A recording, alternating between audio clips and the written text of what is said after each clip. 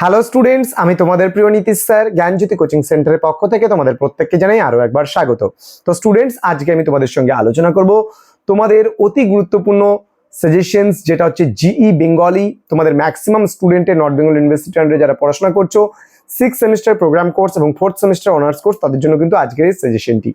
তো স্টুডেন্টস, যারা এখনো পর্যন্ত আমাদের অফিসিয়াল ইউটিউব চ্যানেলটিকে সাবস্ক্রাইব করনি, তারা অবশ্যই চ্যানেলটিকে সাবস্ক্রাইব করে আমাদের পাশে থাকো। বেল আইকন অল প্রেস করে তোমরা কিন্তু বন্ধুদের সঙ্গে ক্লাসটি অবশ্যই শেয়ার করো, যাতে নেক্সট টাইম থেকে কোনো ভিডিও আপলোড করলে তার নোটিফিকেশন তুমি পেতে পারো। এছাড়া তোমরা যারা ভাবছো প্রোগ্রাম কোর্সের স্টুডেন্টরা যারা রয়েছে, তাদের টোটাল কোর্স ফি রয়েছে 4টা সাবজেক্টে, তাদের 499, এবং যারা অনার্স কোর্সে রয়েছে কিন্তু খালি জিই বাংলা পড়তে যাচ্ছ, তাদের জন্য কোর্স ফি রয়েছে মাত্র 199 রুপিস। তো দেরি কিসের, আজই যোগাযোগ করো আমাদের সঙ্গে। চলো শুরু করছি আজকের ক্লাসটি। প্রথম প্রশ্ন, আজকের পার্ট 2 ভিডিও চলছে। পার্ট 2 ভিডিওতে তোমাদের হচ্ছে 6 নম্বরের প্রশ্নগুলো নিয়ে আমি আলোচনা করব বলেছিলাম, এবং এখানে কিন্তু ছন্দ নির্ণয় এবং অলংকার নির্ণয় দুটো পার্ট আছে। এই ছন্দ নির্ণয় এবং অলংকার নির্ণয় কিন্তু খুব ভালোভাবে তোমাদের প্র্যাকটিস করতে হবে, তার কারণ দুটো ছন্দ নির্ণয় দুটো অলংকার নির্ণয় আসবেই। হয়ে গেল তো 4টা প্রশ্ন, আর বাকি থাকছে দুটো প্রশ্ন। সেখানকার জন্য তোমরা কি কি পড়বে সেগুলো একটু দেখে নাও। প্রথম প্রশ্ন, দল কাকে বলে? দলের শ্রেণীবিভাগ করো, বা দলকে কয়টি ভাগে ভাগ করা যায় ও কি কি? প্রত্যেকটি ভাগের একটি করে উদাহরণ দাও। আবারও বলছি, দল কাকে বলে, দলকে কয়টি ভাগে ভাগ করা যায় ও কি কি? প্রত্যেকটি ভাগের একটি করে উদাহরণ দাও। পরবর্তী প্রশ্ন, শ্লেষ কাকে বলে? আবারও বলছি, শ্লেষ কাকে বলে? ওকে, এর প্রকারভেদগুলি লেখো।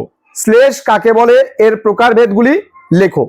পরবর্তী প্রশ্ন, ওকে, শ্লেষ কাকে বলে, এর প্রকারভেদগুলি লেখো। পরবর্তী প্রশ্ন, জ্যোতি কাকে বলে, এর প্রকারভেদগুলি লেখো। জ্যোতি কাকে বলে, জ্যোতির প্রকারভেদগুলি লেখো, অথবা জ্যোতি কয় প্রকার ও কি কি? নেক্সট প্রশ্ন, প্রশ্ন নম্বর 4, উৎপ্রেক্ষা অলংকার কাকে বলে? উদাহরণ সহযোগে আলোচনা করো।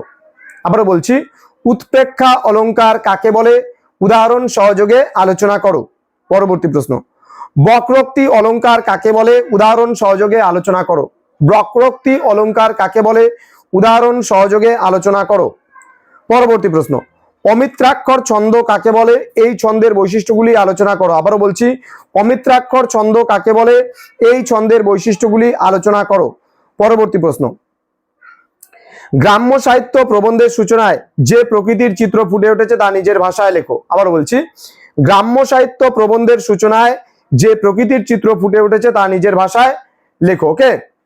পরবর্তী প্রশ্ন, ছড়া কাকে বলে? ছড়ার গঠন ও বিষয় বৈচিত্র্য আলোচনা করো। আবারও বলছি, ছড়া কাকে বলে? ছড়ার গঠন ও বিষয় বৈচিত্র্য সম্পর্কে আলোচনা করো। এই তোমাদের 8টা প্রশ্ন তোমাদের দিলাম এক্সট্রা, এবং তোমাদের কিন্তু ছন্দ নির্ণয় এবং অলংকার নির্ণয় এটা প্র্যাকটিস করতে হবে, তাহলে কিন্তু তোমরা সমস্ত প্রশ্নের উত্তর কিন্তু কমন পেয়ে যাবে। তো স্টুডেন্টস, এই ছিল আজকের ক্লাসটি। তোমাদের খুব তাড়াতাড়ি আমি পার্ট 3 সাজেশন নিয়ে তোমাদের সামনে হাজির হব। তোমরা খুব ভালো করে এই যে প্রশ্নগুলো দেওয়া হলো সেই প্রশ্নগুলো প্র্যাকটিস করো, ভালো করে পড়াশোনা করো, যাতে তোমরা পরীক্ষায় খুব ভালো উত্তর করতে পারো।